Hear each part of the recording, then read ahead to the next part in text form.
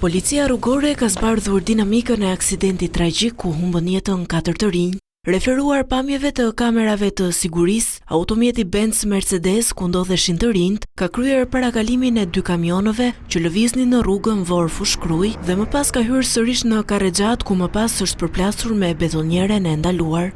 Në dëshminë e tij, shoferi 24 vjeçar tregoi se sapo kishte hyrë në rrugën kryesore, i është fikur betonjerja pasi i kishte mbaruar nafta. Ka provuar ta ndezë 2 herë dhe më pas ka shkuar në një karburant aty pranë për të marrë naftë. Sipas tij, ai ka harruar të ndezë bllokazhin e mjetit. Sipas grupit hetimor, përplasja ka qenë e fortë dhe ka ardhur për 2 arsye, për shkak të shpejtësisë së lartë dhe mungesës së fushpamjes, pasi mjeti ka parakaluar dhe nuk e ka parë betonjeren e ndaluar.